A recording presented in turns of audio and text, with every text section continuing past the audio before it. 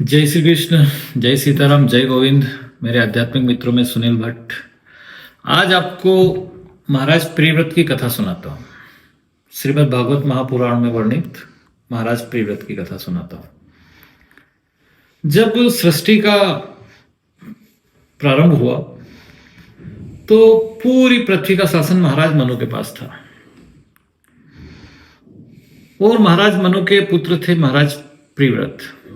तो प्रिव्रत जब राजकुमार थे तो बचपन से ही नारद जी की संगति में चले गए और नारद जी की संगति के प्रभाव से भगवान विष्णु के परम पद को प्राप्त करने की जिज्ञासा उनके अंदर आ गई। अब महाराज मनु ने एक दिन देखा आईने में कि वो खुद को वृद्ध पा रहे हैं, तो उन्होंने कहा कि क्यों न राज्य प्रिव्रत को दे दिया जाए और वामप्रस्थ में गमन किया जाए। महाराज प्रिव्रत को बुलाते हैं और कहते, पुत्र अब राज्य का भार आपको दिया जाएगा और मैं वामप्रस्थ में जाऊंगा। तो प्रिव्रत जो है वो इनकार कर देते कि पिताश्री मुझे राज्य नहीं करना है, मुझे राज्याभिषेक नहीं चाहिए। क्यों?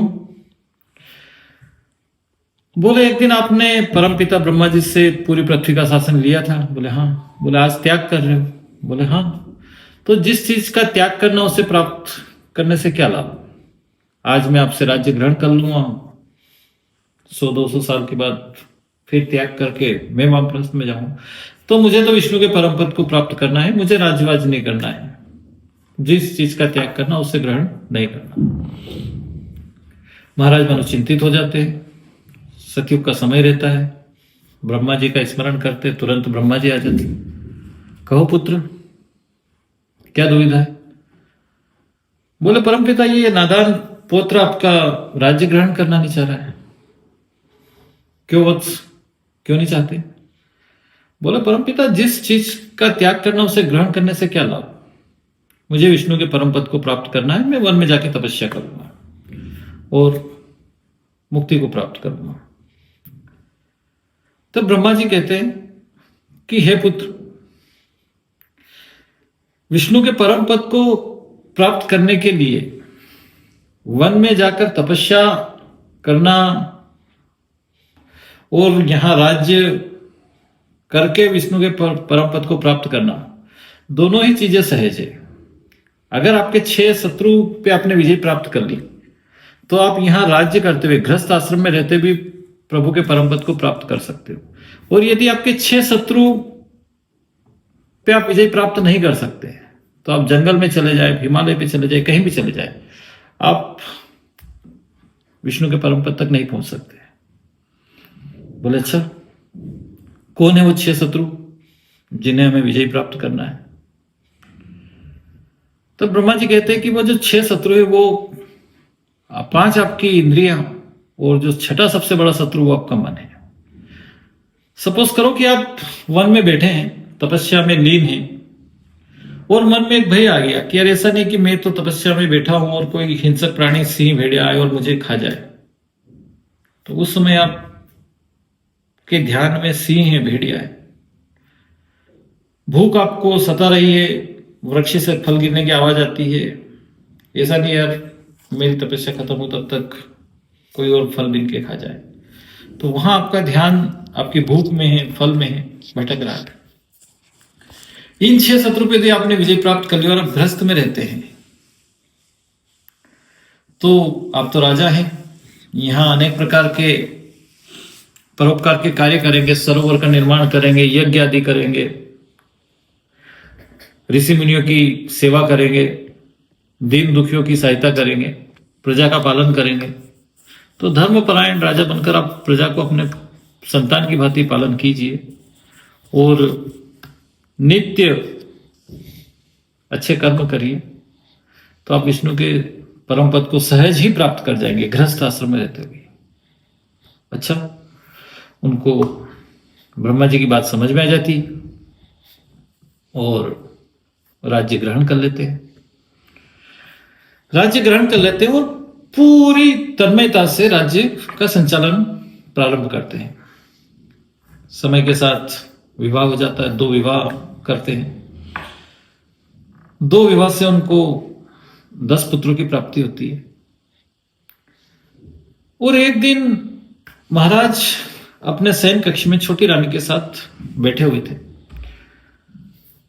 तभी उनके मन में एक भाव प्रकट होता है, पूरी पृथ्वी का शासन उनके पास था, कि मेरे राज्य के जिस हिस्से में रात्रि हो जाती है, यानी अंधकार हो जाता है, वहां चोर डाकू अराजक लोग सामान्य प्रजा को परेशान करते हैं, लूट खसोट करते हैं, डाका डालते हैं। तो इससे जो सज्जन प्रजा है वो परेशान होती है।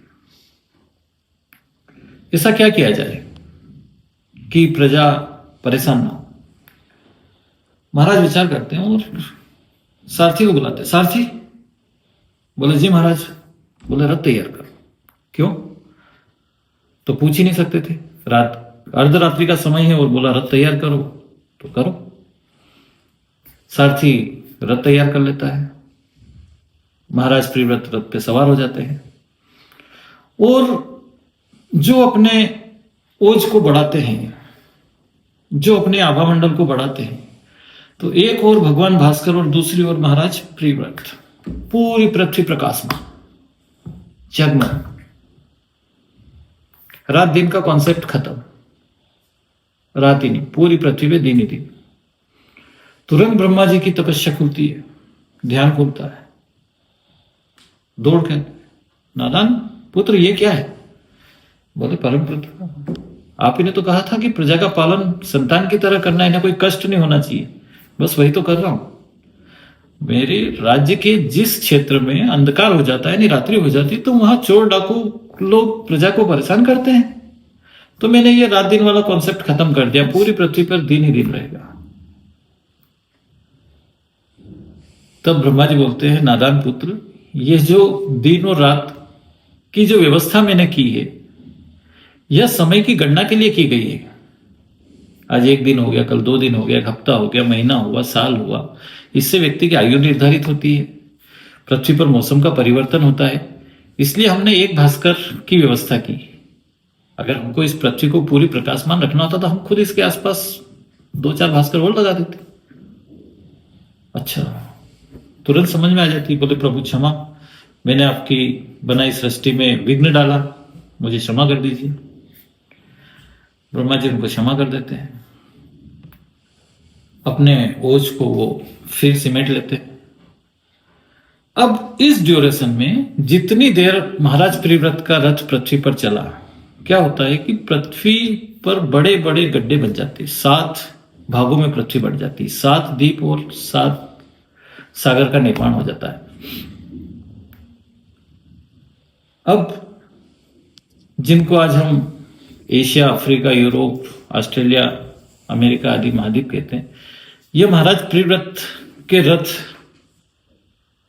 के चक्र से पृथ्वी का भाग बटा था।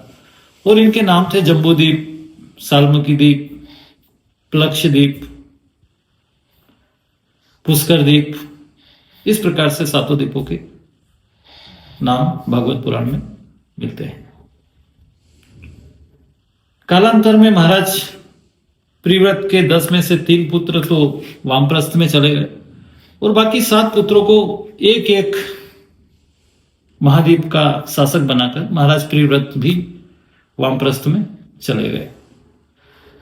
और महाराज मनु का वंश जो आगे बढ़ा, मनु की संतान है हम सब हैं, इसीलिए हम मनुष्य कहलाते हैं। चाहे हम एशिया में हो, चाहे अफ्रीका में हो, चाहे यूरोप में हो, कहीं भी किसी भी महाद्वीप पे हो, किसी भी देश में हो, सबको मनुष्य ही कहा जाता है। मनुष्य क्यों कहा जाता है? क्योंकि सारे लोग महाराज मनु की संतान है, ना कि बंदर की। जैसा कि साइंस कहता है कि मनुष्य का जो आज का स्वरूप है ये बंदर का विकसित रूप है, ऐसा नहीं है। तो आपको भागवत पुराण में वर्णित महाराज प्रिव्रत की कथा कैसी लगी मुझे कमेंट्स में बताइएगा। अगले वीडियो में एक बहुत ही रोचक कथा लेकर पुनः आपके समक्ष आऊंगा। तब तक के लिए जय श्री कृष्ण।